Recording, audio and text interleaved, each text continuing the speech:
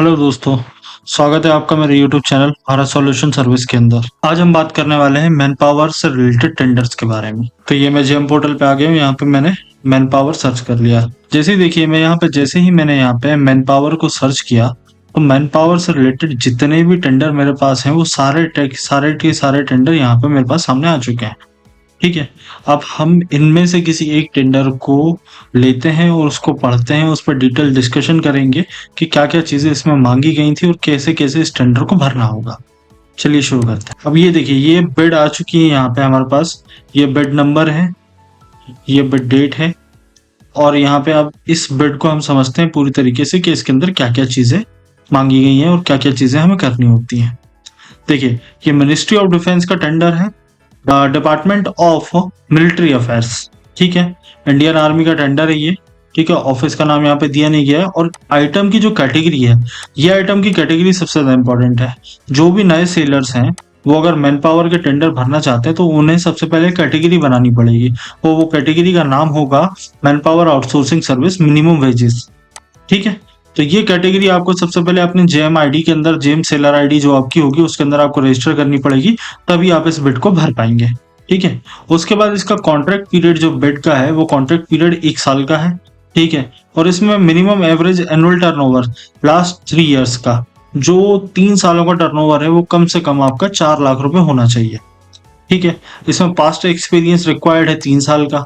आपको मतलब यही काम करने का एक्सपीरियंस होना चाहिए पास्ट का 3 साल का। ठीक है, और आपको सिमिलर एक्सपीरियंस यहाँ पे भी ये बोल रहा है इसी तरह के सेवाओं का पिछला आवश्यक अनुभव है। हाँ ठीक है, अगर आपके पास पिछला अनुभव है 3 सालों का या आपके पास जो भी अनुभव यहाँ पे है 5 साल 7 साल जो भी है, यहाँ पे आपको उसके लिए यहाँ पे ये मांगा गया है। ठीक है, अब एमएसएमई का जो रिलैक्सेशन है, यहाँ पे एमएसएमई में उन्होंने यस किया है कंप्लीट।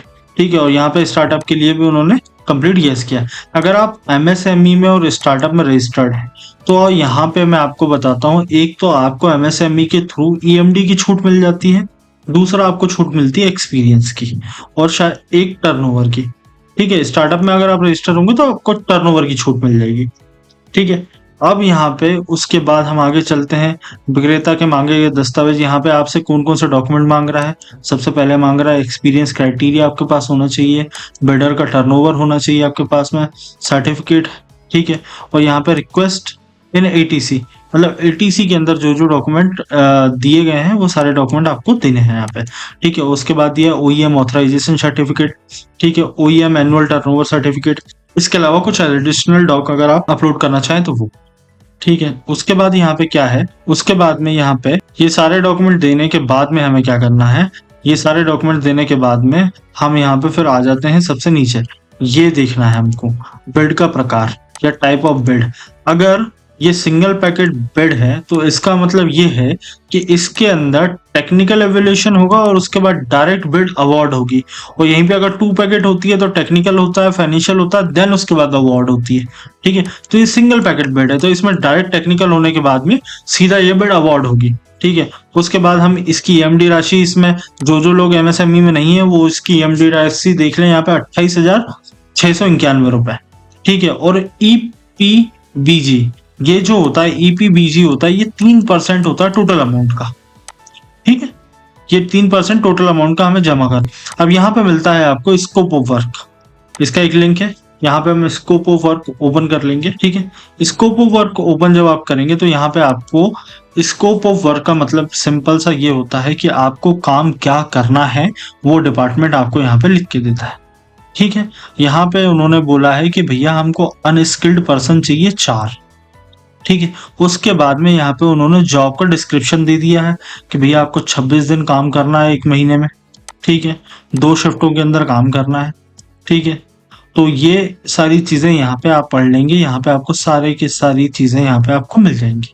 ठीक है, ये होता है स्कोप ऑफ वर्क। इस स्कोप ऑफ वर्क के बाद हम चलते हैं वापस से अपनी बिड पे और देखते हैं और क्या डॉक्यूमेंटेशन और चीजें क्या दी हैं इसमें। यहाँ पे देखिए बाय अंडरटेकिंग मिनिमम वेजेस का, यहाँ पे एक अंडरटेकिंग मांग रहा है ये मिनिमम वेजेस के लिए।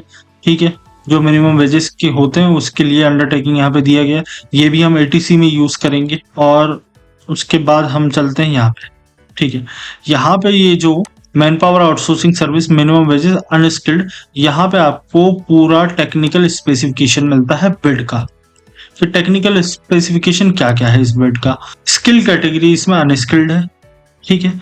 एजुकेशन क्या है, टाइप ऑफ फंक्शन क्या है, लिस्ट ऑफ प्रोफाइल क्या है, स्पेशलाइजेशन क्या है, पोस्ट ग्रेजुएशन क्या है, सारी की सारी चीजें आपको यहाँ पे मिल जाएंगी, ठीक है। ये सारी की सारी चीजें यहाँ पे आपको मिल जाएंगी, ठीक है। और ये बेड कहाँ की है, जैसलमेर की बेड है ये, ठीक है। अब आते हैं हम इसके एटीसी डॉक्यूमेंट पे। अब एटीसी डॉक्यूमेंट के अंदर में आपको क्या क्या चीजें करनी होती है। एटीसी डॉक्यूमेंट सबसे पहले तो आपको जितने भी लिंक दिए गए हैं, जैसे ये दिया स्कोप ऑफ वर्क, ये दिया है आपको मिनिमम वेजेस का एटीसी जो आपको दिया गया है, इन दोनों को आप मर्ज कर लेंगे। इन दोनों को मर्ज करने के बाद एक फाइल क्रिएट करेंगे।